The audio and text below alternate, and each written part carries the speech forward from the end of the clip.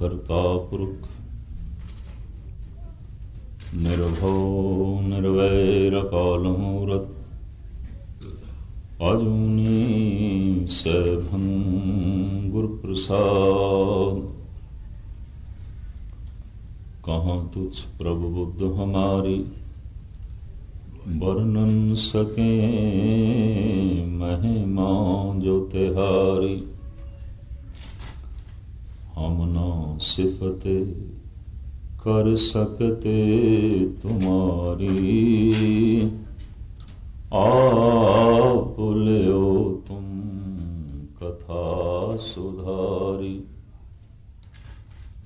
कहाँ लगे एहो कीट बखाने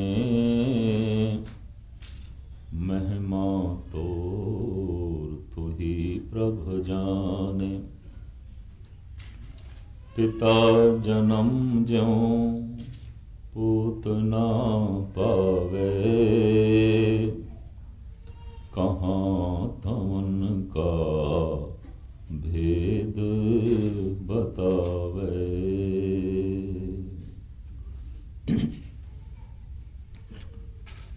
सन्मान योग गुरु रूप साध संगत जीओ,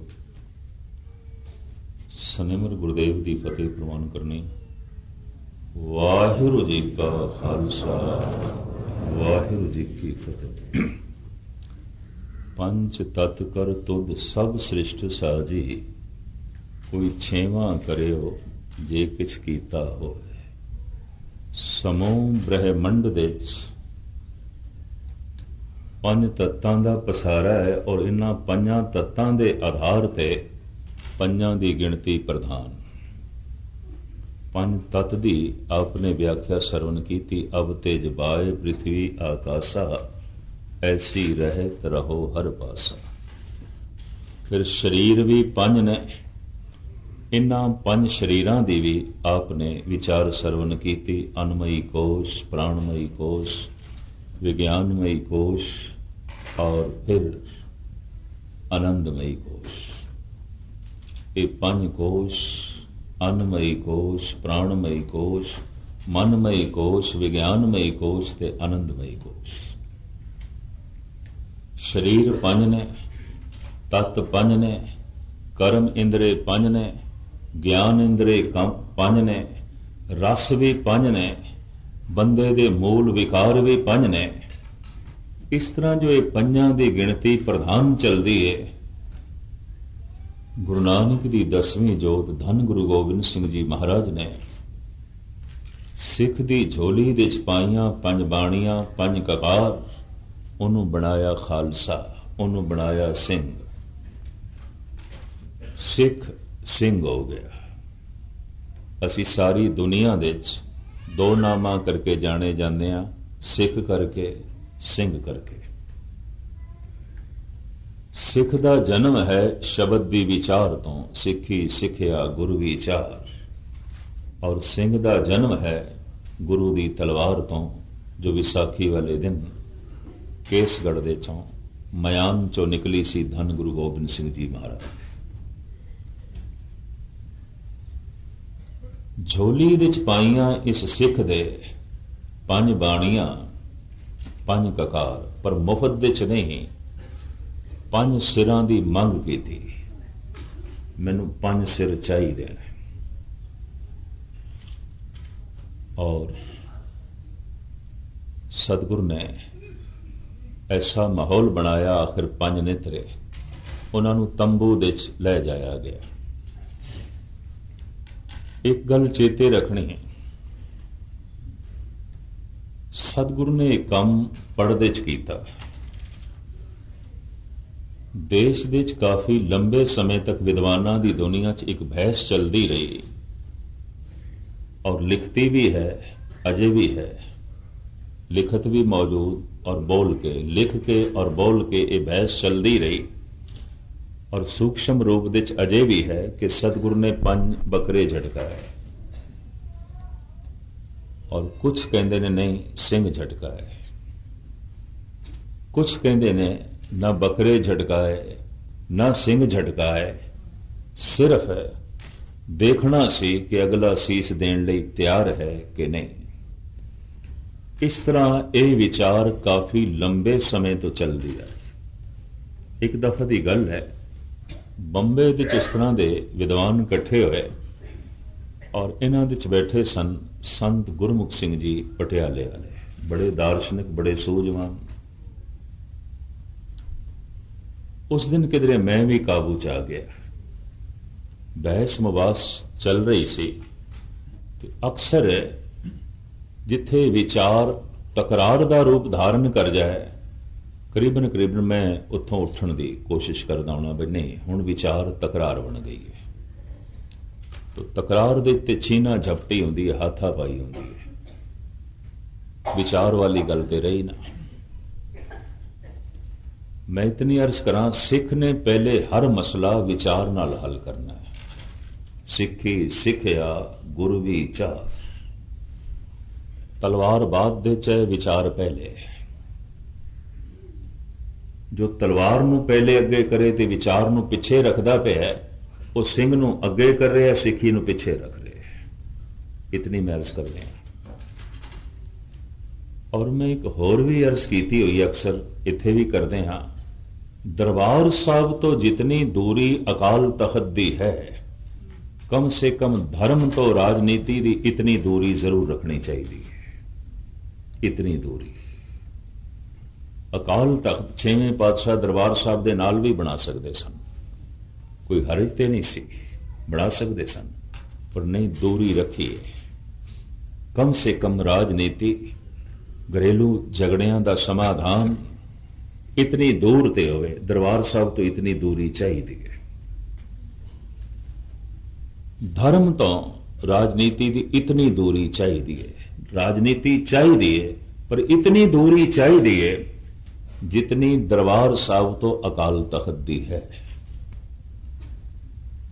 ਇਸ ਨਜ਼ਰੀਏ ਨੂੰ ਵੀ ਸਮਝਣ ਦੀ ਕੋਸ਼ਿਸ਼ ਕਰਨੀ ਹੈ। ਮੈਂ ਜਦ ਉੱਠ ਕੇ ਜਾਣ ਲੱਗਾ ਤਾਂ ਸੰਤ ਗੁਰਮੁਖ ਸਿੰਘ ਜੀ ਪਟਿਆਲੇ ਵਾਲਿਆਂ ਨੇ ਮੇਰੀ ਬਾਂਹ ਪਕੜ ਲਈ। ਕਹਿਣ ਲੱਗੇ, ਇਹ ਜੋ ਵਿਚਾਰ ਚੱਲ ਰਹੀ ਹੈ, ਇਹਦੇ ਚ ਆਪਣਾ ਪਕਸ਼ ਦੇ ਕੇ ਜਾਓ, ਅਸੀਂ ਲਿਖਣਾ ਹੈ। ਕਾਫੀ ਲੰਬੇ ਸਮੇਂ ਤੋਂ ਬਹਿਸ ਚੱਲ ਰਹੀ ਹੈ, ਕੋਈ ਸਿੱਟਾ ਨਹੀਂ ਨਿਕਲ ਰਿਹਾ। ਕੋਈ ਕਹਿੰਦੇ ਨੇ ਬੱਕਰੇ ਝਟਕਾਏ, ਕੋਈ ਕਹਿੰਦੇ ਨੇ ਸਿੰਘ ਝਟਕਾਏ, ਕੋਈ ਕਹਿੰਦੇ ਨੇ ਕੁਛ ਨਹੀਂ ਹੋਇਆ, ਸਿਰਫ ਪ੍ਰੀਖਿਆ ਲਈ। ਤੁਸੀਂ ਵੀ ਆਪਣੇ ਵਿਚਾਰ ਦੇ ਜਾਓ। ਆਖਿਰ ਗੁਰਬਾਣੀ ਦੀ ਵਿਚਾਰ ਸੁਣਾਉਂਦੇ ਹੋ ਤੇ ਸਿੱਖ ਧਰਮ ਦਾ ਇਤਿਹਾਸ ਸੰਗਤਾਂ ਨੂੰ ਸੁਣਾਉਂਦੇ ਹੋ, ਇਸ ਨਾਤੇ ਤੁਸੀਂ ਵੀ ਆਪਣੇ ਵਿਚਾਰ ਦੇ ਜਾਓ। ਭਾਵੇਂ ਉਸ ਸਮੇਂ ਜੋ ਮੇਰਾ ਮਨ ਬਣਿਆ ਸੀ, ਮੈਂ ਹੱਥ ਜੋੜ ਕੇ ਨਿਕਲਣ ਦੀ ਹੀ ਕੋਸ਼ਿਸ਼ ਕੀਤੀ। ਬਹੁਤ ਸਾਰੇ ਵਿਦਵਾਨ ਸਨ ਔਰ ਦਿਸਦਾ ਪਿਆ ਸੀ ਧੜੇ ਦੋ ਬਣੇ ਹੋਏ ਨੇ, ਸਾਫ਼ ਬਿਲਕੁਲ ਦੋ ਧੜੇ ਬਣੇ ਹੋਏ ਨੇ। ਇੱਕ ਧੜਾ ਇੱਕ ਪਕਸ਼ ਦਾ ਹੈ, ਦੂਜਾ ਧੜਾ ਦੂਜੇ ਪਕਸ਼ ਦਾ ਹੈ। ਇਹਦੇ ਚੋਂ ਸਹੀ ਸਲਾਮਤ ਨਿਕਲਣਾ ਔਖਾ ਸੀ। ਪਰ ਜਦ ਇੱਕ ਮਹਾਂਪੁਰਖਾਂ ਨੇ ਕਿਹਾ ਬਈ ਨਹੀਂ, ਆਪਣੇ ਵਿਚਾਰ ਦੇ ਕੇ ਜਾਓ, ਇੰਜ ਨਹੀਂ ਜਾ ਸਕਦੇ, तो मैं अरदास की थी, हे कलगीधर पिता, कुछ गलत मेरी जबान तो ना निकल जाए, मेरी जबान कुछ गलत बयानी ना कर बैठे। तो सुते सिद्ध जड़े फुर ने उस वक्त पैदा होए थे, जो मैं उत्थे रखे अज थोड़े सामने रखते हैं। मैं बेनती की थी, ये काम सतगुरु ने पड़दे विच कीता है, ते जिस काम दे उत्ते सतगुरु पड़दा रखना चाहते ने, सानू ये बहस नहीं करनी चाहिए बकरे झटकाए कि सिंह झटकाए, इस बहस दे च नहीं पैना चाहिए, इस तकरार दे च नहीं पैना चाहिए, क्योंकि इस काम दे उत्ते सतगुरु ने पड़दा पाया है, तंबू च होया है। तो जिस काम तंबू च होया है, पड़दे च होया है, पड़दा क्यों फाड़ दे? अपनी शरधा इत्थे कायम रखो कि सतगुरु ने 5 मनुखों के सिर मंगे ने, 5 बकरियां दे सिंह जो है सिर नहीं मंगे। अपनी शरधा इत्थे रखो, अपना भरोसा इत्थे रखो। 5 बकरियां नूं बकरियां दी भीड़ दे च ओ नहीं आख रहे कि मैनू 5 सिर चाहिए ने, मनुखों की भीड़ दे च कह रहे ने मैनू 5 सिर चाहिए ने। अपनी शरधा तुसीं इत्थे रखो ਤੰਬੂ ਦੇ 'ਚ ਕੀ ਹੋਇਆ, ਇਸ ਦੇ ਤੇ ਸਤਿਗੁਰੂ ਨੇ ਪਰਦਾ ਪਾਇਆ ਹੈ। ਪਰਦਾ ਉਖਾੜਨ ਦੀ ਤਾਂ ਲੋੜ ਨਹੀਂ। ਮੈਂ ਇਤਨਾ ਕਹਿ ਕੇ ਖਿਸਕਣ ਦੀ ਕੋਸ਼ਿਸ਼ ਕੀਤੀ, ਲੇਕਿਨ ਮੈਂ ਅਰਜ਼ ਕਰਾਂ ਬਹਿਸ ਅਜੇ ਵੀ ਚੱਲ ਰਹੀ ਹੈ। ਪਰ ਸਿੱਖ ਮਿਸ਼ਨਰੀ ਹੋਣ ਦੇ ਨਾਤੇ ਇਤਨੀ ਮੈਂ ਅਰਜ਼ ਕਰਾਂ, ਇਹ ਕੰਮ ਤੰਬੂ 'ਚ ਹੋਇਆ, ਪਰਦੇ 'ਚ ਹੋਇਆ, ਪਰਦੇ 'ਚ ਹੀ ਰਹਿਣ ਦੇਈਏ। ਸਤਿਗੁਰੂ ਦਾ ਪਰਦਾ ਹੈ। ਆਪਣੀ ਸ਼ਰਧਾ ਇੱਥੇ ਬਣਾ ਕੇ ਰੱਖੋ ਕਿ ਸਤਿਗੁਰੂ ਨੇ ਉਸ ਭਰੇ ਇਕੱਠ ਦੇ 'ਚ, ਬਹੁਤ ਵੱਡੇ ਇਕੱਠ ਦੇ 'ਚ 5 ਬੱਕਰਿਆਂ ਦੇ ਸਿਰ ਨਹੀਂ ਮੰਗੇ ਸਨ, 5 ਮਨੁੱਖਾਂ ਦੇ ਸਿਰ ਮੰਗੇ ਸਨ। ਮਨੁੱਖਾਂ ਦੇ ਸਿਰ ਮੰਗ ਕੇ ਤੇ ਬੱਕਰੀਆਂ ਨੂੰ ਅੱਗੇ ਕਰਨਾ ਹੈ ਤੇ ਨਾਟਕ ਹੋ ਜਾਏਗਾ, ਤੇ ਤਮਾਸ਼ਾ ਹੋ ਜਾਏਗਾ, ਇਹ ਤੇ ਬੱਚਿਆਂ ਦੀ ਖੇਲ ਹੋ ਜਾਏਗੀ। ਖੈਰ, ਮੁਖਤਸਰ ਮੈਂ ਅਰਜ਼ ਕਰਾਂ, ਤਨ 5 ਤੱਤ ਦਾ ਪੁਤਲਾ ਹੈ, ਔਰ ਸਰੀਰ ਵੀ 5 ਨੇ, ਕਰਮ ਇੰਦਰੇ 5 ਨੇ, ਗਿਆਨ ਇੰਦਰੇ 5 ਨੇ, ਮੂਲ ਵਿਕਾਰ 5 ਨੇ, ਰਸ 5 ਨੇ। ਇਸ ਤਰ੍ਹਾਂ ਜੋ 5 ਦੀ ਗਿਣਤੀ ਦਾ ਪ੍ਰਧਾਨ ਇਹ ਮੁਜੱਸਮਾ ਹੈ, ਇਹ ਮੂਰਤੀ ਹੈ, ਇਹਦੀ ਝੋਲੀ ਵਿੱਚ ਧੰਨ ਗੁਰੂ ਗੋਬਿੰਦ ਸਿੰਘ ਜੀ ਮਹਾਰਾਜ ਨੇ ਪਾਈਆਂ ਨੇ 5 ਬਾਣੀਆਂ, 5 ਕਕਾਰ। ਇਹਨਾਂ ਦੀ ਵਜ਼ਾਹਤ ਆਪ ਜੀ ਦੇ ਸਾਹਮਣੇ ਰੱਖਣੀ ਹੈ, ਔਰ ਇਤਨਾ ਵੀ ਚੇਤੇ ਰੱਖਣਾ, ਖੁਲਾਸਾ ਜੇ ਮੈਂ ਬਾਅਦ ਵਿੱਚ ਕਰਾਂਗਾ, ਜਿਨ੍ਹਾਂ 5 ਪਿਆਰਿਆਂ ਨੂੰ ਉਸ ਦਿਨ ਅੰਮ੍ਰਿਤ ਛਕਾਇਆ ਗਿਆ ਸੀ, ਉਹਨਾਂ ਦੇ ਨਾਲ ਉਹਨਾਂ ਦੀਆਂ ਪਤਨੀਆਂ ਨਹੀਂ ਸਨ। ਉਹ 5 ਇਕੱਲੇ ਹੀ ਆਏ ਸਨ। ਇੱਕ ਬਿਦਰ ਤੋਂ ਆਇਆ ਸੀ, ਇੱਕ ਜਗਨਨਾਥਪੁਰੀ ਤੋਂ ਆਇਆ ਸੀ, ਇੱਕ ਦਿੱਲੀ ਤੋਂ ਆਇਆ ਸੀ, ਇੱਕ ਲਾਹੌਰ ਤੋਂ ਆਇਆ ਸੀ, ਇਕੱਲੇ ਹੀ ਆਏ ਸੀ। ਉਹਨਾਂ ਨਾਲ ਉਹਨਾਂ ਦਾ ਪਰਿਵਾਰ ਨਹੀਂ ਸੀ। ਇਤਨੀ ਚੇਤੇ ਰੱਖਣੀ। ਅਕਾਲ ਤਖਤ ਦੀ ਬਣੀ ਹੋਈ ਪੁਰਾਣੀ ਮਰਿਆਦਾ ਹੈ ਕਿ ਕੱਲੀ ਪਤਨੀ ਵੀ ਛਕ ਸਕਦੀ ਹੈ, ਕੱਲਾ ਪਤੀ ਵੀ ਛਕ ਸਕਦਾ ਹੈ। ਇਹ ਸਕੂਲ ਦੇ ਵਿੱਚ ਦਾਖਲਾ ਲੈਣਾ ਹੈ। ਜਿਵੇਂ ਕੋਈ ਬੱਚਾ ਕਿਸੇ ਸਕੂਲ ਦੇ ਵਿੱਚ ਐਡਮਿਸ਼ਨ ਲੈਣਾ ਚਾਹੁੰਦਾ ਹੈ, ਦਾਖਲਾ ਲੈਣਾ ਚਾਹੁੰਦਾ ਹੈ, ਤਾਂ ਦਾਖਲਾ ਫਾਰਮ ਭਰੇਗਾ, ਫੀਸ ਦੇਵੇਗਾ, ਦਾਖਲਾ ਮਿਲ ਗਿਆ। ਹੁਣ ਤੇ ਤਰੱਕੀ ਤਾਂ ਹੋਵੇਗੀ ਜੇ ਅੰਦਰ ਪੜ੍ਹੇ, ਕੁਝ ਮਿਹਨਤ ਕਰੇ, ਨਹੀਂ ਤੇ ਰਹਿ ਜਾਏਗਾ। ਅੰਮ੍ਰਿਤ ਛਕਣਾ, ਦੀਕਸ਼ਿਤ ਹੋਣਾ ਹੈ, ਗੁਰੂ ਦੀ ਕਲਾਸ ਵਿੱਚ ਸਿਰਫ ਦਾਖਲਾ ਲੈਣਾ ਹੈ, ਬਸ ਗੁਰੂ ਦੀ ਜ਼ਿੰਮੇਵਾਰੀ ਹੋ ਗਈ। ਪਰ ਹੁਣੇ ਜਪ ਤਪ ਕਰੇਗਾ, ਆਪਣੀ ਸੁਰਤ ਨੂੰ ਉੱਚਾ ਕਰੇਗਾ ਤੇ ਅਗਾਂਹ ਜਾ ਸਕੇਗਾ, ਨਹੀਂ ਤੇ ਅੰਮ੍ਰਿਤ ਛਕ ਕੇ ਵੀ ਹੋ ਸਕਦਾ ਹੈ ਪਛੜ ਜਾਏ, ਕੁਝ ਵੀ ਨਾ ਹੋਵੇ। ਅੰਮ੍ਰਿਤ ਛਕ ਕੇ ਕਈ ਗੋੜਾ ਪੇ ਬੋਲਦੇ ਨੇ, ਸ਼ਰਾਬ ਵੀ ਪੀਂਦੇ ਨੇ, ਔਰ ਸਾਰਾ ਅਨਰਥ ਕਰਨ ਲੱਗ ਪੈਂਦੇ ਨੇ। ਦਾਖਲਾ ਲੈ ਲਿਆ, ਪੜ੍ਹਾਈ ਨਹੀਂ ਕਰਦੇ, ਅੰਮ੍ਰਿਤ ਛਕ ਲਿਆ, ਨਾ ਬਾਣੀ ਦਾ ਪਾਠ, ਨਾ ਜਪ, ਨਾ ਤਪ, ਕੁਝ ਵੀ ਨਹੀਂ। ਇਹ ਤੇ ਇਸ ਤਰ੍ਹਾਂ ਜਿਵੇਂ ਕੋਈ ਬੱਚਾ ਕਲਾਸ ਦੇ ਵਿੱਚ ਦਾਖਲਾ ਲੈ ਲਵੇ ਤੇ ਫਿਰ ਪੜ੍ਹੇ ਲਿਖੇ ਨਾ ਰਹਿ ਜਾਏਗਾ। ਅੰਮ੍ਰਿਤ ਛਕਣਾ, ਗੁਰੂ ਦੀ ਕਲਾਸ ਦੇ ਵਿੱਚ ਦਾਖਲਾ ਲੈਣਾ ਹੈ। ਇਹ ਇਕੱਲੀ ਪਤਨੀ ਛਕ ਸਕਦੀ ਹੈ, ਇਕੱਲਾ ਪਤੀ ਛਕ ਸਕਦਾ ਹੈ। ਸਰੀਰਕ ਸੰਬੰਧਾਂ ਦਾ ਇਸ ਅਧਿਆਤਮਿਕ ਦੁਨੀਆ ਨਾਲ ਕੋਈ ਸੰਬੰਧ ਨਹੀਂ। ਇਹ ਵੀ ਮਰਜ਼ ਕਰਦੇ ਹਾਂ। ਬਹੁਤ ਭਰਮ ਭੁਲੇਖੇ 'ਚ ਪੈ ਗਏ ਹਾਂ। ਬਹੁਤ ਛੋਟਾ ਦਰਵਾਜ਼ਾ ਕਰ ਦਿੱਤਾ ਅਸੀਂ ਗੁਰਮਤ ਦਾ, ਹਰ ਇੱਕ ਦਾ ਲੰਘਣਾ ਹੀ ਔਖਾ ਹੋ ਗਿਆ। ਬਹੁਤ ਸੰਕੀਰਣ ਕਰ ਦਿੱਤੀ ਅਸੀਂ ਸਿੱਖੀ, ਹਰ ਇੱਕ ਦਾ ਬਣਨਾ ਹੀ ਔਖਾ ਹੋ ਗਿਆ। ਔਰ ਇਸ ਤਰ੍ਹਾਂ ਦੀ ਛੂਆ ਛਾਤ ਨੂੰ ਜਨਮ ਦੇ ਦਿੱਤੀ ਹੈ, ਬ੍ਰਾਹਮਣਾਂ ਨੂੰ ਵੀ ਮਾਤ ਕਰ ਦਿੱਤਾ ਹੈ। ਇਹਦੇ ਹੱਥ ਲੱਗ ਗਏ ਨੇ, ਹੁਣ ਪਾਣੀ ਨਹੀਂ ਪੀਣਾ, ਹੁਣ ਕੜਾਹ ਪ੍ਰਸ਼ਾਦ ਦੀ ਦੇਗ ਨਹੀਂ ਲੈਣੀ, ਹੱਦ ਹੋ ਗਈ। ਮੈਨੂੰ ਤੇ ਇੰਜ ਲੱਗਦਾ ਹੈ ਕੁਝ ਬ੍ਰਾਹਮਣਾਂ ਦੀ ਜਿਹੜੀ ਇੱਛਾ ਰਹਿ ਗਈ ਸੀ ਕਿ ਅਸੀਂ ਸਿੱਖ ਬਣੀਏ, ਉਸ ਜਨਮ ਵਿੱਚ ਤੇ ਸਿੱਖ ਨਾ ਬਣ ਸਕੇ, ਮਰ ਕੇ ਇਹ ਸਿੱਖ ਬਣੇ ਨੇ, ਛੂਆ ਛਾਤੋਂ ਨਾਲ ਲੈ ਆਏ ਨੇ ਪੁਰਾਣੇ ਸੰਸਕਾਰਾਂ ਦੀ। ਮੈਨੂੰ ਤੇ ਇੰਜ ਲੱਗਦਾ ਹੈ, ਐਸਾ ਲੱਗਦਾ ਹੈ। ਸਿੱਖ ਛੂਆ ਛਾਤ, ਸਿੱਖ ਤੇ ਸਾਂਝਾ ਹੈ। ਔਰ ਸਿੱਖ ਦਾ ਜਿਗਰਾ ਇਤਨਾ ਹੋਵੇ ਕਿ ਫਰੀਦ ਲਈ ਥਾਂ, ਕਬੀਰ ਲਈ ਥਾਂ, ਰਾਮਾਨੰਦ ਲਈ ਥਾਂ, ਪਰਮਾਨੰਦ ਲਈ ਥਾਂ। ਜੇ ਗੁਰੂ ਦਾ ਜਿਗਰਾ ਇਤਨਾ ਵੱਡਾ ਹੈ ਤਾਂ ਸਿੱਖ ਦਾ ਜਿਗਰਾ ਇਤਨਾ ਵੱਡਾ ਚਾਹੀਦਾ ਹੈ। ਇਹ ਮੈਂ ਅਰਜ਼ ਕਰਦੇ ਹਾਂ। ਪਿਛਲੇ ਦਿਨ ਇੰਦੌਰ ਵਿੱਚ ਅੰਮ੍ਰਿਤ ਛਕਾਇਆ ਗਿਆ ਸੀ। ਅਕਾਲ ਤਖਤ ਦੇ 5 ਪਿਆਰੇ ਸਨ, 2 ਹਿੰਦੂ ਘਰਾਣੇ ਦੀਆਂ ਬੀਬੀਆਂ ਸਨ, ਉਹਨਾਂ ਦੇ ਬੱਚੇ ਸਨ। ਵੀ ਅਸੀਂ ਛਕਣਾ, ਸਾਡੇ ਪਤੀ ਨਹੀਂ ਛਕਦੇ। ਛਕਾ ਦਿੱਤਾ ਗਿਆ ਸੀ। ਠੀਕ ਹੈ, ਕੋਈ ਵੀ ਗੁਰੂ ਦੀ ਕਲਾਸ ਵਿੱਚ ਦਾਖਲਾ ਲੈਣਾ ਚਾਹੇ, ਇੱਕ ਨੂੰ ਭੁੱਖ ਲੱਗੀ ਹੈ ਭੋਜਨ ਦੀ, ਇੱਕ ਨੂੰ ਨਹੀਂ। ਹੁਣ ਦੂਜਾ ਨਹੀਂ ਛਕਣਾ ਚਾਹੁੰਦਾ ਤੇ ਇਹਦਾ ਮਤਲਬ ਪਹਿਲਾ ਵੀ ਨਾ ਛਕੇ ਜੋ ਛਕਣਾ ਚਾਹੁੰਦਾ, ਜਿਸ ਦੇ ਅੰਦਰ ਭੁੱਖ ਹੈ। ਭਜਨ ਇੱਕ ਭੁੱਖ ਹੈ, ਭੋਜਨ ਇੱਕ ਭੁੱਖ ਹੈ। ਹੋ ਸਕਦਾ ਹੈ ਪਤੀ ਦੇ ਅੰਦਰ ਹੈ, ਪਤਨੀ 'ਚ ਨਹੀਂ ਹੈ। ਹੋ ਸਕਦਾ ਹੈ ਭੁੱਖ ਪਤਨੀ ਨੂੰ ਲੱਗੀ ਹੈ, ਪਤੀ ਨੂੰ ਨਹੀਂ ਲੱਗੀ। ਜ਼ਬਰ ਕਿਸ ਤਰ੍ਹਾਂ ਕਰੋਗੇ? जबर भोजन की दुनिया च नहीं किया जा सकता। भुख नहीं लगी तो हुण जबरन खिलाओ, प्यास नहीं लगी और तड़प नहीं पैदा हुई तो एवं जबरन नहीं जी तेनों भी छकना पेगा, अंदर प्यास है कोई नहीं, अंदर तड़प है कोई नहीं, ये छक के भी कुरैतां करेगा और की है, ये छक के भी पिछे मुड़ेगा। इन्हां बुनियादी नुकतियां नूं समझना और जिगरा वड्डा करना है, तां असी शायद सारी दुनिया नूं इस क्लास विच लिया सकीए, नहीं तो मुश्किल है, अपनियां दा दाखला भी नहीं हो सकेगा अगर तंग दायरा कीता, अगर संकीर्ण कीता।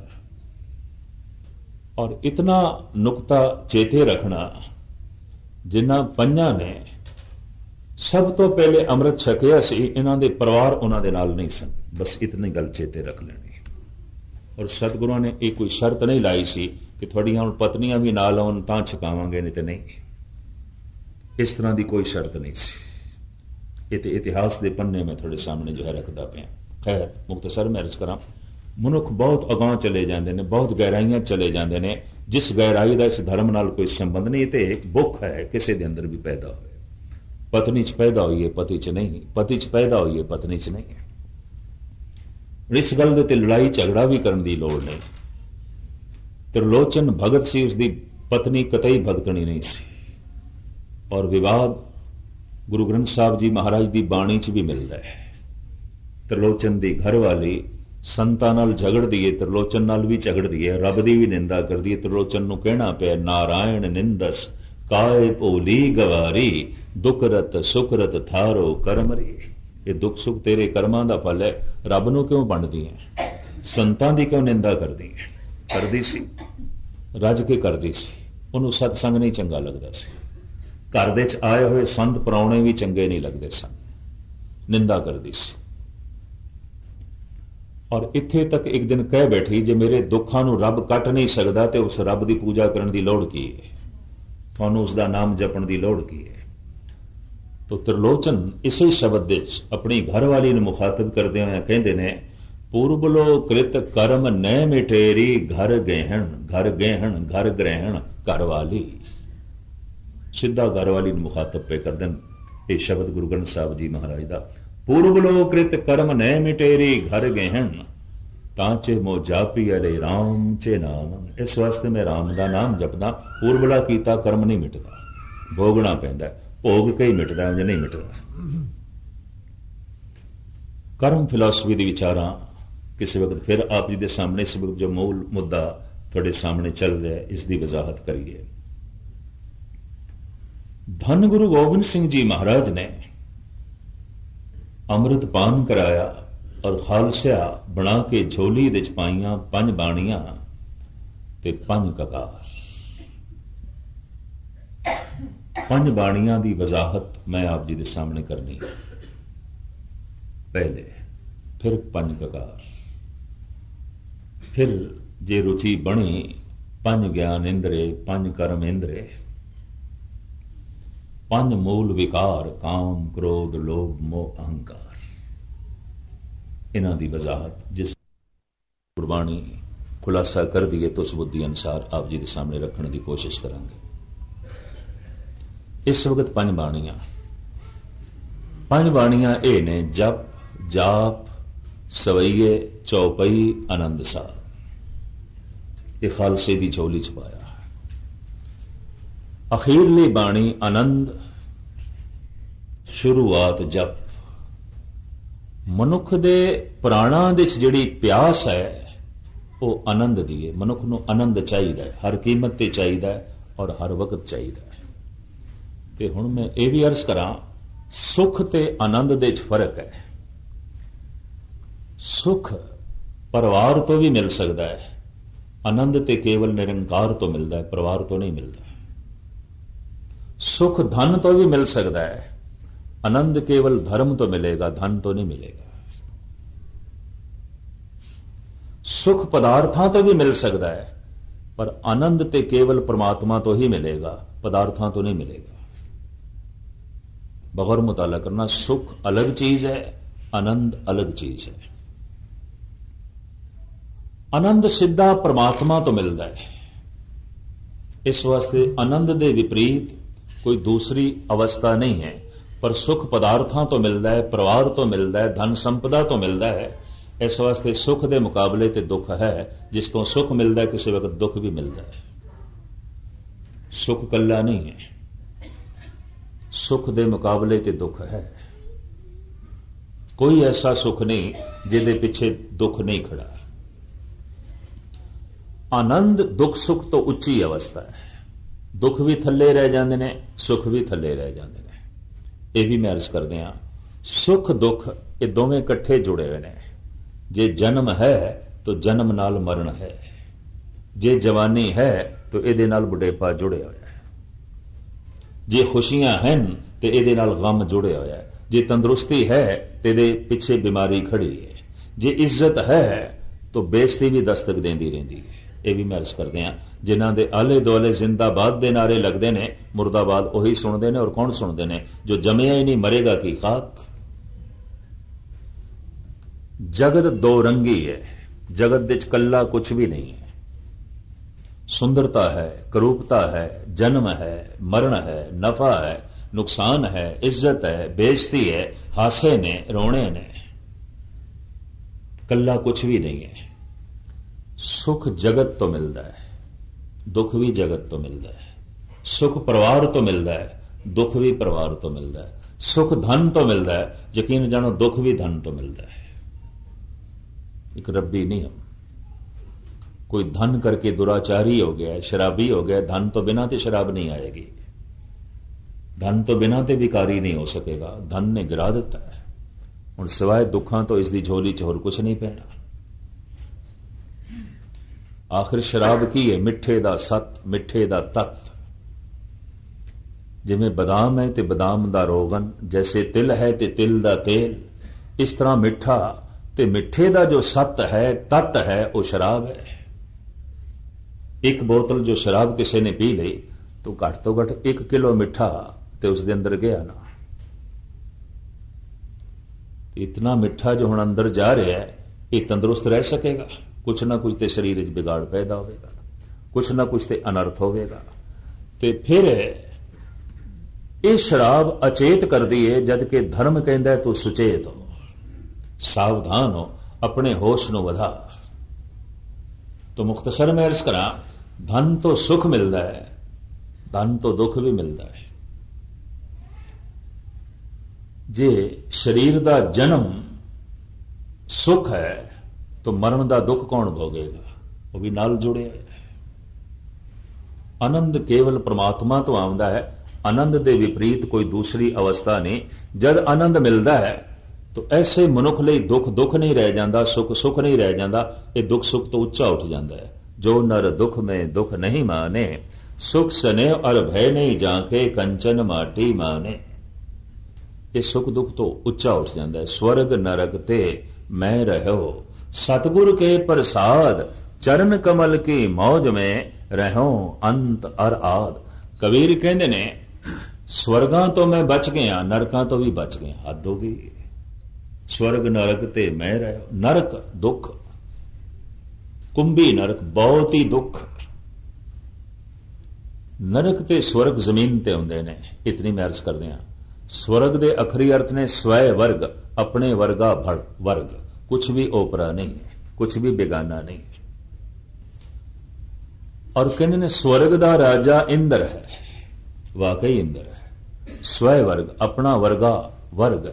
जो अखां मंगदियां ने वो है, जो जबान मंगदी है वो है, जो कन मंगदे ने वो है, जो खलड़ी मंगदी वो हैगा, जो नासका मंगदी है वो है। इंद्रियां दी चाहत पूरी हो सके, सब कुछ मौजूद है। ये तो इंद्र, ये तो स्वर्ग दा राजा। जिस गल नूं असीं सिद्धा ना समझीए, वो फिर कहानियां बना के समझाने की अक्सर कोशिश की गई है धार्मिक दुनिया च, मजबूरन है। जैसे चित्र गुप्त। हुण चित्र गुप्त दे अखरी अर्थ की ने? वो चित्र जिहड़ा गुप्त है, नहीं दिखाई देंदा। मैं थानू देख लिया, तुसी मैनू देख लिया, प्रगट चित्र है। पर मैनू की पता थोड़े मन विच की पिया चलदा है, ते थानू की पता मैं की सोच रहा, मेरे विचार की ने, मेरा सुभाव की है। ये चित्र गुप्त है, नहीं दिखाई देता, कुछ नहीं पता चलता।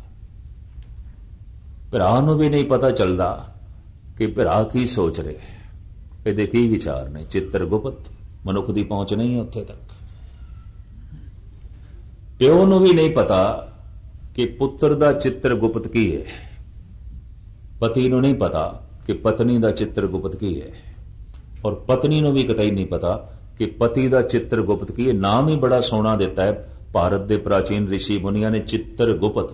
ਉਹ ਤਸਵੀਰ ਜਿਹੜੀ ਗੁਪਤ ਹੈ, ਨਹੀਂ ਦਿਖਾਈ ਦਿੰਦੀ, ਜਿੱਥੋਂ ਤੱਕ ਨਹੀਂ ਪਹੁੰਚ। ਔਰ ਚੰਗਾ ਕੀਤਾ ਈਸ਼ਵਰ ਨੇ ਪਰਦਾ ਪਾਇਆ ਹੈ ਉਸ ਚਿੱਤਰ ਤੇ, ਮਨ ਤੇ। ਕਿਉਂ? ਐਸਾ ਕਿਹੜਾ ਮਨ ਹੈ ਜਿਹਦੇ ਅੰਦਰ ਕਿਸੇ ਵਕਤ ਗਲਤ ਫੁਰਨੇ ਨਹੀਂ ਚੱਲਦੇ? ਐਸਾ ਕਿਹੜਾ ਚਿੱਤ ਹੈ ਜਿਹੜਾ ਕਿਸੇ ਵਕਤ ਗਲਤ ਯਾਦਾਂ ਦੇ ਚ ਨਹੀਂ ਬੈਠਾ ਹੁੰਦਾ? ਗੁਸਤਾਖੀ ਮਾਫ। ਐਸਾ ਕਿਹੜਾ ਮਨ ਹੈ ਜਿਹਦੇ ਅੰਦਰ ਕਿਸੇ ਵਕਤ ਗਲਤ ਵਿਚਾਰ ਨਹੀਂ ਚੱਲਦੇ? ਕਿ ਜੇ ਦੂਜਿਆਂ ਨੂੰ ਪਤਾ ਚੱਲ ਜਾਏ ਤਾਂ ਰਿਸ਼ਤੇ ਰਹਿਣਗੇ, ਸੰਬੰਧ ਰਹੇਗਾ? ਕਿਆ ਮਿੱਤਰਤਾ ਰਹੇਗੀ? ਕਿਆ ਪਿਓ ਪੁੱਤਰ ਦਾ ਰਿਸ਼ਤਾ ਰਹੇਗਾ? ਕਿਆ ਪਤੀ ਤੇ ਪਤਨੀ ਦੇ ਰਿਸ਼ਤੇ ਰਹਿਣਗੇ? ਕਿਆ ਇਹ ਭਰਾਵਾਂ ਦੇ ਰਿਸ਼ਤੇ ਰਹਿਣਗੇ? ਸਭ ਟੁੱਟ ਜਾਣਗੇ। ਅਗਲੇ ਨੇ ਕਹਿਣਾ, ਲੈ ਤੇਰੇ ਇਤਨੇ ਗੰਦੇ ਵਿਚਾਰ, ਤੂੰ ਐਸਾ ਵੀ ਸੋਚਦਾ ਹੈ, ਤੂੰ ਐਸਾ ਵੀ ਯਾਦ ਕਰਦਾ ਹੈ। ਇਸ ਸਭ ਕੁਝ ਦੇ ਉੱਤੇ ਪਰਦਾ ਪਿਆ ਹੈ।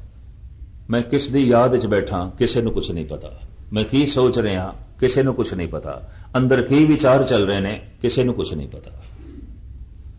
ਹਾਂ, ਇਸ ਚਿੱਤਰ ਗੁਪਤ ਨੂੰ ਮਨੁੱਖ ਖੁਦ ਵੇਖ ਸਕਦਾ ਹੈ ਜਾਂ ਪ੍ਰਮਾਤਮਾ ਵੇਖਦਾ ਹੈ, ਇਹ ਵੀ ਮਹਿਰਸ ਕਰਦੇ ਹਾਂ। ਇੰਜ ਕਹਿ ਲੋ, ਪ੍ਰਮਾਤਮਾ ਵੇਖਦਾ ਹੀ ਚਿੱਤਰ ਗੁਪਤ ਹੈ, ਪ੍ਰਗਟ ਚਿੱਤਰ ਨਹੀਂ ਵੇਖਦਾ, ਇਹ ਵੀ ਮਹਿਰਸ ਕਰਦੇ ਹਾਂ। ਬਾਹਰੋਂ ਹੁਣ ਕਿਸੇ ਨੇ ਮੱਥਾ ਟੇਕਿਆ, ਪ੍ਰਗਟ ਚਿੱਤਰ ਕਰਕੇ ਮੱਥਾ ਟੇਕਿਆ, ਤੇ ਅੰਦਰੋਂ ਮਨ ਨਹੀਂ ਝੁਕਿਆ। ਸਤਿਗੁਰੂ ਕਹਿੰਦੇ ਨੇ, ਸੀਸ ਨਿਵਾਈਏ ਕਿਆ ਥੀਏ, ਜਾਂ ਹਿਰਦੇ ਕੁਸੁੱਦੇ ਜਾਏ। ਮਨ ਤੇ ਤੇਰਾ ਝੁਕਿਆ ਨਹੀਂ, ਤੂੰ ਮੱਥਾ ਤੇ ਟੇਕਿਆ ਨਹੀਂ। ਇਸ ਤਰ੍ਹਾਂ ਦਾ ਮੱਥਾ ਇੱਕ ਦਫਾ ਨਹੀਂ 100 ਦਫਾ ਵੀ ਟੇਕ ਤੇ ਕੀ ਹੋਣਾ? ਕੁਝ ਵੀ ਨਹੀਂ ਹੋਣਾ। ਟੇਕਦਿਆਂ ਕਈ ਖੱਪ ਗਏ। ਗੁਸਤਾਖੀ ਮਾਫ। ਅਪਰਾਧੀ ਦੂਣਾ ਨਿਵੇਂ ਜਿਉ ਹੰਤਾ ਮਿਰਗਾਏ, ਸੀਸ ਨਿਵਾਈਏ ਕਿਆ ਥੀਏ, ਜਾਂ ਹਿਰਦੇ ਕੁਸੁੱਦੇ ਜਾਏ। ਮੈਨੂੰ ਕਾਫੀ ਲੰਬੇ ਸਮੇਂ ਤੱਕ ਇੱਕ ਮਾਣ ਰਿਹਾ ਹੈ ਕਿ ਸਵੇਰੇ ਸ਼ਾਮ ਆਪਾਂ ਕਥਾ ਕਰਦੇ ਹਾਂ, ਸੰਗਤਾਂ ਦੇ ਦਰਸ਼ਨ ਕਰਦੇ ਹਾਂ, ਗੁਰਬਾਣੀ ਵਿਚਾਰ ਸੰਗਤਾਂ ਨੂੰ ਸੁਣਾਉਂਦੇ ਹਾਂ, ਤੇ ਬਾਬਾ ਸਾਨੂੰ ਨਹੀਂ ਬਖਸ਼ੇਗਾ ਤੇ ਕਿਸ ਨੂੰ ਬਖਸ਼ੇਗਾ? ਯਕੀਨ ਜਾਣੋ, ਕੁਝ ਸਮਾਂ ਅੱਜ ਤੋਂ ਕੋਈ 20-22 ਸਾਲ ਪਹਿਲੇ ਮੇਰੀ ਇਹ ਸੋਚਣੀ ਸੀ, ਔਰ ਇਹ ਸੋਚਣੀ 3-4 ਸਾਲ ਰਹੀ। ਅਸੀਂ ਬਖਸ਼ੇ ਹੋਇਆ। ਗੁਰੂ ਨੇ ਸਾਨੂੰ ਨਹੀਂ ਬਖਸ਼ਣਾ ਤੇ ਹੋਰ ਕਿਸ ਨੂੰ ਬਖਸ਼ੇਗਾ?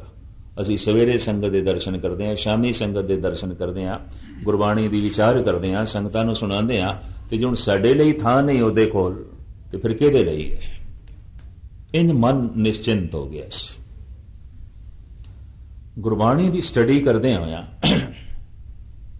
ਸਿਲਸਿਲਾਵਾਰ ਗੁਰੂ ਗ੍ਰੰਥ ਸਾਹਿਬ ਜੀ ਮਹਾਰਾਜ ਦੀ ਬਾਣੀ ਦਾ ਪਾਠ ਕਰਦੇ ਹੋਇਆ, ਇੱਕ ਦਿਨ ਕੁਝ ਪੰਕਤੀਆਂ ਆ ਗਈਆਂ। ਉਹ ਜੋ 3-4 ਸਾਲ ਦਾ ਬਣਿਆ ਹੋਇਆ ਮਾਣ ਸੀ ਨਾ, ਉਹ ਮੇਰਾ ਚਿਕਨਾ ਚੂਰ ਹੋ ਗਿਆ, ਭੁਲੇਖਾ ਦੂਰ ਹੋ ਗਿਆ। ਮੈਂ ਕਿਹਾ ਗੱਲ ਕੁਛ ਹੋਰ ਹੈ। ਪੰਕਤੀਆਂ ਸਨੇ ਮੈਂ ਤੁਹਾਡੇ ਸਾਹਮਣੇ ਰੱਖਾਂ। ਅਵਰਨ ਕੋ ਉਪਦੇਸ਼ ਤੇ ਮੁਖ ਮੈਂ ਪਰ ਹੈ ਰੇਤ, ਰਾਸ ਬਿਰਾਨੀ ਰਾਖ ਤੇ ਖਾਇਆ ਘਰ ਕਾ ਖੇਤ। ਦੂਜੇ ਨੂੰ ਉਪਦੇਸ਼ ਦੇਣ ਵਾਲੇ ਤੇਰੇ ਮੂੰਹ ਚ ਮਿੱਟੀ, ਮੁਖ ਮੈਂ ਪਰ ਹੈ ਰੇਤ। ਕਿਉਂ? ਕਾਰਨ, ਜਿਹੜੀ ਗੱਲ ਆਖ ਕੇ ਤੈਨੂੰ ਸਵਾਦ ਨਹੀਂ ਆਇਆ, ਉਹ ਗੱਲ ਸੁਣ ਕੇ ਵੀ ਕਿਸੇ ਨੂੰ ਸਵਾਦ ਨਹੀਂ ਆਣ ਲੱਗਾ। ਤੂੰ ਆਪਣੇ ਮੂੰਹ ਚੋਂ ਮਿੱਟੀ ਕੱਢੀ ਹੈ, ਕਿਸੇ ਦੇ ਕੰਨਾਂ ਚ ਪਾ ਦਿੱਤੀ ਹੈ। ਔਰ ਕੀ ਹੈ? ਕੁਛ ਵੀ ਨਹੀਂ। ਜਿਸ ਨੂੰ ਤੂੰ ਆਪ ਨਹੀਂ ਮੰਨਦਾ ਉਹ ਕਹਿ ਰਹੇ ਹੈ। ਭਰੋਸਾ ਤੇਰਾ ਮਨੁੱਖਾਂ ਤੇ, ਗੱਲ ਤੂੰ ਰੱਬ ਦੀ ਕਰਦਾ ਪਿਆ।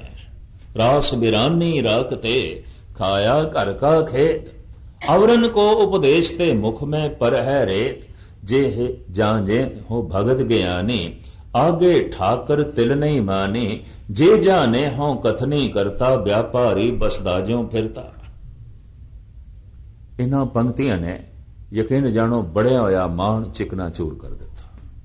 भी नहीं, इत्थे गल इंज नहीं बनेगी, इस सुनाण नाल गल नहीं बनेगी। जे जाने हों भगत ज्ञानी, आगे ठाकर तिल नहीं मानी। जे जाने हों कथ नहीं करता, व्यापारी बसदा ज्यों फिरता। ਔਰ ਭਗਤ ਕਬੀਰ ਤੇ ਕਹਿੰਦੇ ਨੇ ਹਿਰਦੇ ਦੇ ਵਿੱਚ ਕਪਟ ਰੱਖ ਕੇ ਵੀ ਗਿਆਨ ਦੀਆਂ ਗੱਲਾਂ ਕੀਤੀਆਂ ਜਾ ਸਕਦੀਆਂ ਨੇ। ਹਿਰਦੇ ਕਪਟ ਮੁਖ ਗਿਆਨੀ, ਝੂਠੇ ਕਹਾਂ ਬਿਲੋ ਵਸ ਪਾਣੀ। ਇਹ ਕੀ ਪਾਣੀ ਰਿੜਕਦਾ ਪਿਆ, ਇਹਦੇ ਨਾਲ ਕੀ ਹੋਣਾ? ਰੱਬ ਦੀਆਂ ਗੱਲਾਂ ਕਰੀ ਜਾਂਦਾ, ਹਿਰਦੇ 'ਚ ਕਪਟ। ਪਰਮਾਤਮਾ ਦੀਆਂ ਗੱਲਾਂ ਸੁਣਾਈ ਜਾਂਦਾ ਹੈ, ਹਿਰਦਾ ਤੇਰਾ ਕਬੂਲ ਨਹੀਂ ਕਰਦਾ, ਮੰਨਦਾ ਨਹੀਂ। ਹਿਰਦੇ ਕਪਟ ਮੁਖ ਗਿਆਨੀ। ਹਿਰਦੇ ਦੇ ਵਿੱਚ ਕਪਟ ਰੱਖ ਕੇ ਕਥਾ ਕੀਤੀ ਜਾ ਸਕਦੀ ਹੈ, ਹਿਰਦੇ ਦੇ ਵਿੱਚ ਕਪਟ ਰੱਖ ਕੇ ਕੀਰਤਨ ਕੀਤਾ ਜਾ ਸਕਦਾ ਹੈ। ਕੋਈ ਗਾਵੇ ਰਾਗੀ ਨਾਦੀ ਵੇਦੀ ਬਹੁ ਭਾਂਤ ਕਰ, ਨਹੀਂ ਹਰ ਹਰ ਬੀਜੇ ਰਾਮ ਰਾਜੇ। ਜਿਨਾ ਅੰਤਰ ਕਪਟ ਵਿਕਾਰ ਹੈ, ਤਿੰਨਾ ਰੋਏ ਕਿਆ ਕੀਜੇ। ਇਸ ਰੋਣ ਪਿੱਟਣ ਨਾਲ ਕੀ ਹੋਣਾ? ਕੁਝ ਵੀ ਨਹੀਂ।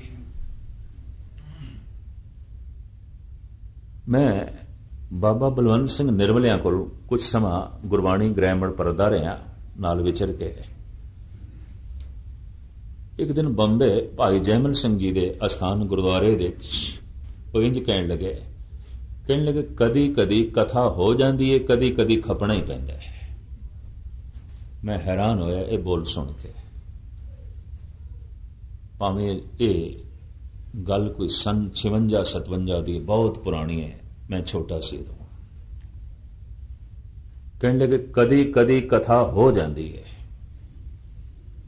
ਕਦੀ ਕਦੀ ਕਰਨੀ ਪੈਂਦੀ, ਉਹ ਜਿਹੜੀ ਕਰਨੀ ਪੈਂਦੀ ਉਹ ਤੇ ਖਪਣਾ ਹੀ ਹੈ। ਫਿਰ ਇੰਜ ਵੀ ਕਿਹਾ ਕਦੀ ਕਦੀ ਪਾਠ ਹੋ ਜਾਂਦਾ ਹੈ, ਕਦੀ ਕਦੀ ਕਰਨਾ ਪੈਂਦਾ, ਜਿਹੜਾ ਕਰਨਾ ਪੈਂਦਾ ਤੇ ਖਪਣਾ ਹੀ ਪੈਂਦਾ ਹੈ। ਕਦੀ ਕਦੀ ਕੀਰਤਨ ਹੋ ਜਾਂਦਾ ਹੈ, ਕਦੀ ਕਦੀ ਕਰਨਾ ਪੈਂਦਾ, ਜੋ ਕਰਨਾ ਪੈਂਦਾ ਹੈ ਤੇ ਖਪਣਾ ਹੀ ਪੈਂਦਾ ਹੈ। ਕਹਿੰਦਾ ਮੇਰੀ ਜ਼ਿੰਦਗੀ ਦਾ ਤਜਰਬਾ, ਜਦ ਕਥਾ ਹੋ ਜਾਂਦੀ ਹੈ ਉਹੀ ਕਥਾ ਹੈ ਜੋ ਕਰਨੀ ਪੈਂਦੀ ਹੈ ਤੇ ਖਪਣਾ ਹੈ। ਮਨ ਰਾਜ਼ੀ ਨਹੀਂ ਤੇ ਗੱਲ ਕਰੀ ਜਾਂਦੇ ਆ, ਮਨ ਸਹਿਮਤ ਨਹੀਂ ਤੇ ਆਖੀ ਜਾਂਦੇ ਆ। ਹਿਰਦਾ ਕੁਝ ਹੋਰ ਕਹਿ ਰਿਹਾ, ਜ਼ੁਬਾਨ ਕੁਝ ਹੋਰ ਕਹਿ ਰਹੀ ਹੈ। ਚਿੱਤਰ ਗੁਪਤ ਕੁਝ ਹੋਰ ਕਹਿ ਰਿਹਾ, ਪ੍ਰਗਟ ਚਿੱਤਰ ਕੁਝ ਹੋਰ ਕਹਿ ਰਿਹਾ ਹੈ।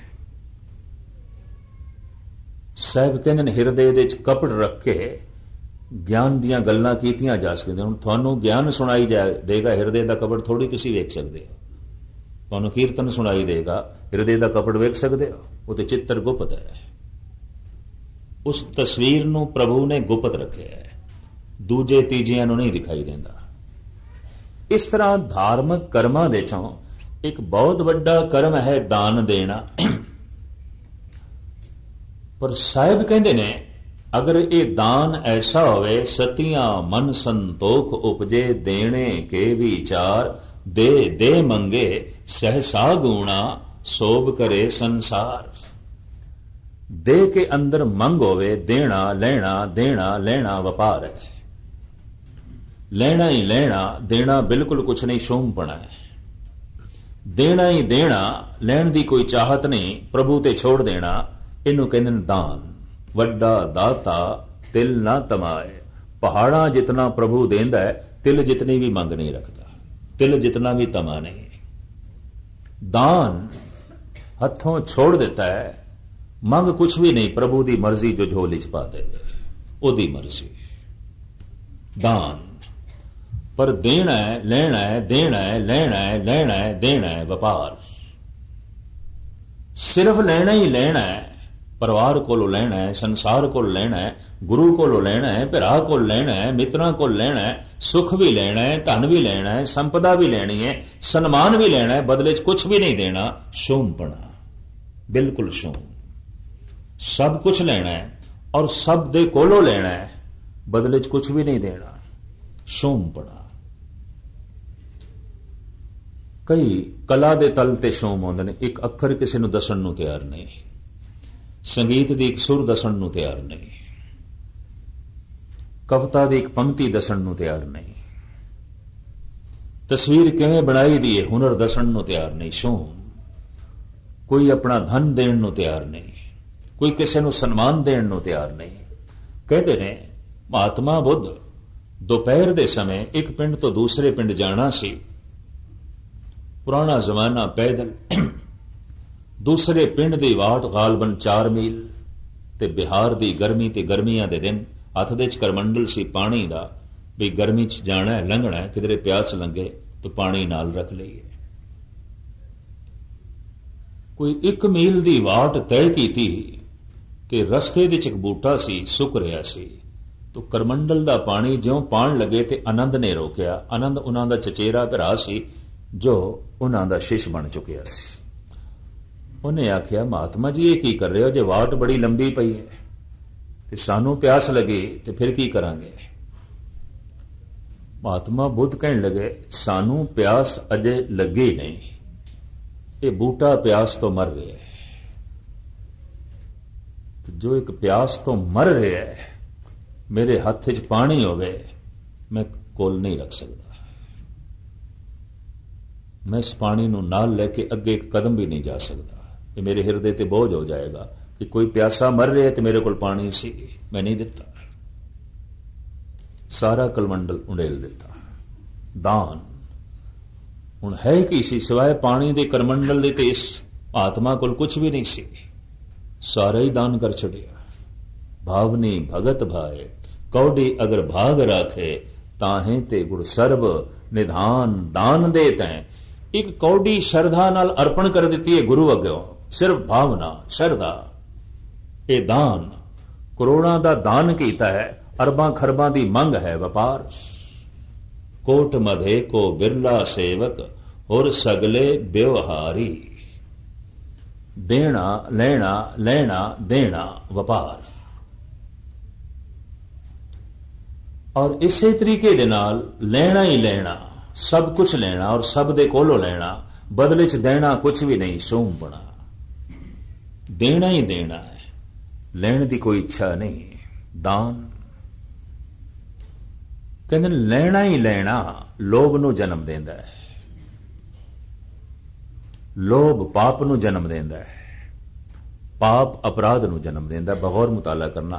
पाप की है मन नाल बुरा सोचना, अपराध की है तन नाल बुरा कर देना। अपराध कानून दी पकड़ दे चाहुंदा है, समाज दी पकड़ दे चाहुंदा है, पाप पकड़ दे च नहीं आउंदा। लेना ही लेना है, लेना लोभ नूं जन्म देंदा है, लोभ पाप नूं जन्म देंदा है, पाप अपराध नूं जन्म देंदा है, अपराधी हो जांदा है। देना है किसी नूं सुख देना है, कला देनी है, ज्ञान देना है, आराम देना है, सन्मान देना है, धन देना है, संपदा देनी है। देण दी ये भावना दान नूं जन्म देंदी है। दान ध्यान नूं जन्म देंदा है, मन नूं एकाग्र करदा है। और ध्यान दे चों ही अनुभवी ज्ञान का जन्म होंदा है, और उसे ज्ञान चो भगवान का जन्म होंदा है। यह भी मैं अर्ज करते हैं। इस तरह लड़ीवार गल जुड़ी हुई है। कलगीधर पिता नूं सरबंस दानी आख्या गया। मोह ग्रह में मन ते तन ते धन लो सिर है, सब ही इन ही को। जो कुछ भी मेरे कोल है सब कुछ खालसे दा, सब कुछ दान कर देता है। तो मैं अर्ज करा, वड्डा दाता तिल ना तवाए। पहाड़ जितना देना ते तिल जितनी भी मंग नहीं, पर तिल जितना दे के पहाड़ जितनी मंगे व्यापार है।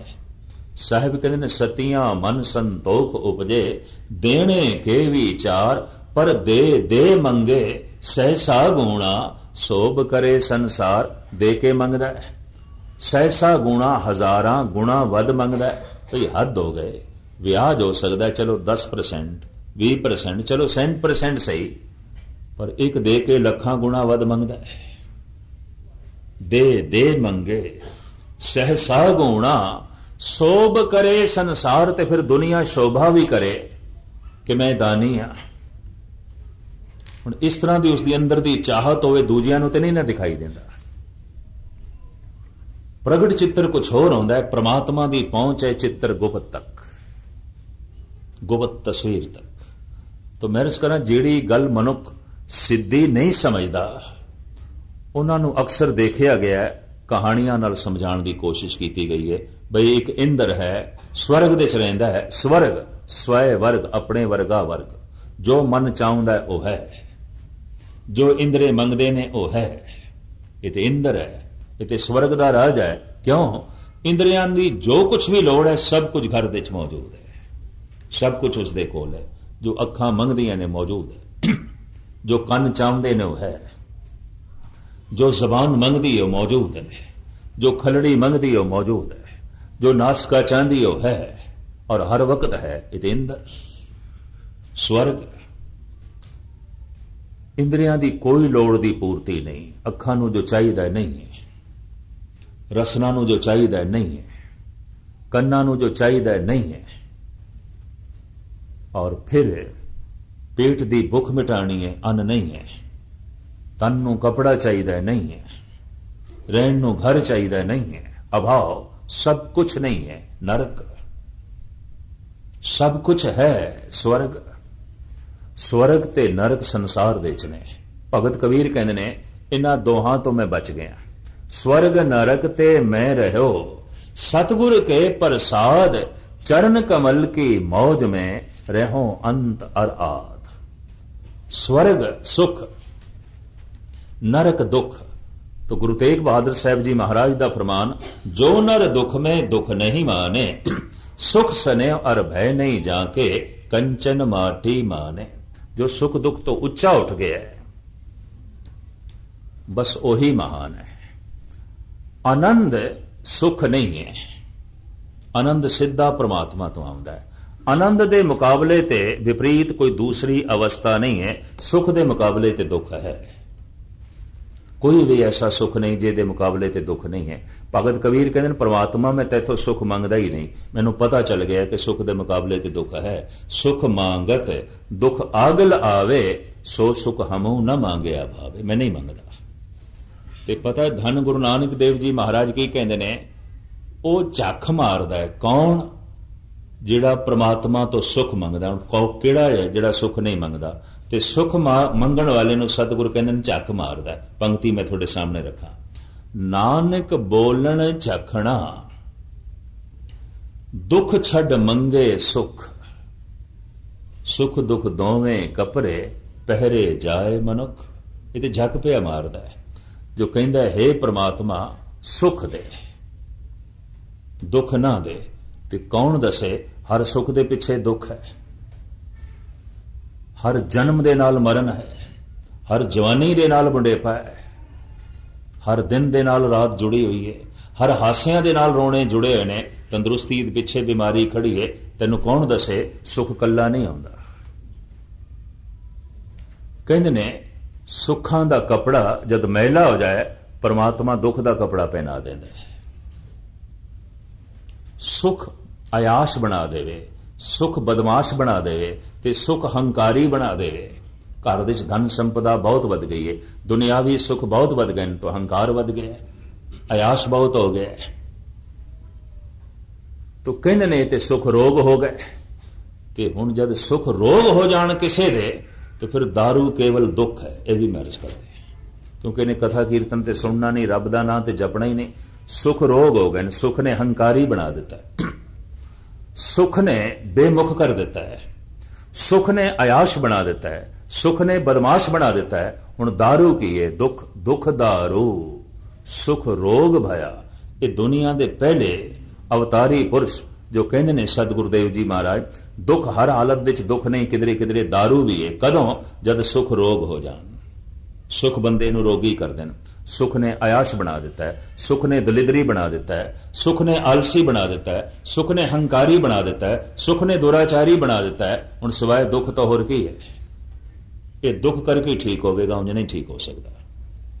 साहब कहंदे ने अनंत दातां दे चों दुख भी परमात्मा दी दित्ती हुई एक दात है। केतियां दुख भूख सदमार, ए भे दात तेरी दात। एक सूफी फकीर दा, उर्दू दे महान शायर दा बड़ा बुलंद ख्याल है। वो कहंदा है, जख्म जब भी कोई ज़हनो दिल पे लगा, जिंदगी की तरफ एक दरीचा खुला, हम भी गोया किसी साज के तार हैं, चोट खाते रहे गुनगुनाते रहे। कहंदा तंती साज नूं जिन्ने चिर तक चोट ना पुजाओ वजदा नहीं, उहदे च संगीत नहीं निकलदा। कहंदा जिंदगी दे साज नूं भी सुर दे च करन वास्ते कोई ठोकना पीटना पैंदा है, कोई जरब लगे, कोई चोट लगे, ते सुर दे च भी आउंदा है ते संगीत भी निकलदा है। नहीं ते सुख ते इस नूं बेसुरा कर देंदा है, बिल्कुल बेसुरा कर देंदा है। ਆਲਸੀ ਕਰ ਦਿੰਦਾ ਹੈ, ਦਲਿਦਰੀ ਕਰ ਦਿੰਦਾ, ਆਯਾਸ ਬਣਾ ਦਿੰਦਾ, ਹੰਕਾਰੀ ਬਣਾ ਦਿੰਦਾ ਹੈ। ਹਾਂ, ਜੋ ਸੁਖ ਦੇ ਚ ਰਹਿ ਕੇ ਹੰਕਾਰੀ ਨਹੀਂ ਹੋਇਆ, ਆਯਾਸ ਨਹੀਂ ਹੋਇਆ, ਦਲਿਦਰੀ ਵੀ ਨਹੀਂ ਹੋਇਆ, ਬੇਮੁਖ ਵੀ ਨਹੀਂ ਹੋਇਆ, ਲਾਜ਼ਮੀ ਹੈ ਕਿ ਸਤਸੰਗੀ ਹੋਵੇਗਾ, ਉਹਨੂੰ ਗੁਰੂ ਦੀ ਸਮਝ ਹੋਵੇਗੀ, ਗੁਰਬਾਣੀ ਦੀ ਸਮਝ ਹੋਵੇਗੀ, ਧਰਮ ਦੇ ਮਾਰਗ ਤੇ ਜੋ ਹੈ ਚੱਲ ਪਿਆ। ਤੋ ਖੈਰ ਆਨੰਦ ਅਖੀਰ ਦੀ ਬਾਣੀ ਹੈ। ਮਨੁੱਖ ਦੀ ਚਾਹਤ ਆਨੰਦ ਹੈ ਔਰ ਮੰਜ਼ਿਲ ਹਮੇਸ਼ਾ ਅਖੀਰ ਦੇ ਚ ਆਉਂਦੀ ਹੈ। ਆਨੰਦ ਤੱਕ ਪਹੁੰਚਣ ਦਾ ਵਸੀਲਾ ਜਪ, ਪਹਿਲੀ ਬਾਣੀ ਜਪ। ਗੁਰੂ ਗ੍ਰੰਥ ਸਾਹਿਬ ਦੀ ਪਹਿਲੀ ਬਾਣੀ ਜਪ ਹੈ। ਇਹ ਬਾਣੀ ਦਾ ਨਾਮ ਹੈ ਜਪ। जैसे एक बाणी का नाम है सुखमनी साहब, एक बाणी का नाम सिद्ध गोष्ठ, गाथा, फुने, छंद, चौबोले, भट्टां दे सवैये, 12 माह। इस तरह पहली बाणी का नाम है जप। गुरु घर दे धार्मिक कर्मां दे चों जप सिरमौर है। जपो ता एको नामा, अवर निरा फल कामा। पहुंचना है किथे? आनंद तक, जप दे आसरे ते। कोई होर बाणी पढ़िए भावें ना पढ़िए, हर दीवान दे आनंद साहब लाजमी पढ़ना पैंदा है। आनंद, ताकि मनुख नूं चेता रहे तेरी मंजिल आनंद है, तू पहुंचना आनंद तक है। कई दफा अनमतीए हैरान होंदे ने, भोग है किसे दा, मृतक दा भोग है, और लोकी परचावणी लई आए ने, रागी सिंह पढ़दे पैन, आनंद भया मेरी माए सतगुरु मैं पाया। अनमतीए कई दफा हैरान होंदे ने, ਜਿਹੜੇ ਪਹੁੰਚਦੇ ਨੇ ਯਾਰੀ ਦੋਸਤੀ ਕਰਕੇ, ਮਿੱਤਰਤਾ ਕਰਕੇ ਭੋਗ ਤੇ, हैरान हो जाते हैं, भाई हद हो गई, आनंद भया मेरी मां। घर दे सोग मना रहे ने अगले, अगलियां दा कोई मित्र संबंधी जो है चलाना कर गए, तो कई दुखी ने, आनंद भया मेरी मां। सतगुरु कहते तेरी मंजिल आनंद है, किसी कीमत ते भी तू आनंद नूं भुली ना, उहदी याद बनी रहे। आनंद उदों मिलता है जद गुरु मिलता है, सुख उदों मिलता है जद पदार्थ मिलता है। आनंद भया मेरी माए सतगुरु मैं पाया। जद परमात्मा मिलता है तो आनंद मिलता है, जद पदार्थ मिलता है तो सुख मिलता है। आनंद आनंद सब को कहे, आनंद गुरु ते जानिया। सारे ही कहते ने बड़ा आनंद आया, भोजन छक के बड़ा आनंद आया, संगीत सुन के बड़ा आनंद आया।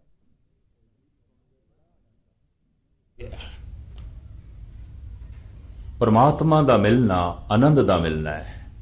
परमात्मा दी प्राप्ति आनंद दी प्राप्ति, आनंद तक पहुंचना है, परमात्मा तक पहुंचना है। परमात्मा दे जिहड़े 3 गुण दसे गए ने, सत चित आनंद। सत सुहान सदा मन चाओ, वो सत है, सुंदर है, सदीवी खिड़िया है, आनंद स्वरूप है। उस तक किवें पहुंचीए? जप। तो जपजी साहब दे 3 मूल गल्लां ने, इस दा निखेड़ा। और जाप साहब दे बुनियादी विचारां, सवैये दी बुनियादी उडारी, चौपाई साहब दे मूल सिद्धांत मैं कल थोड़े सामने रखने की कोशिश करांगा।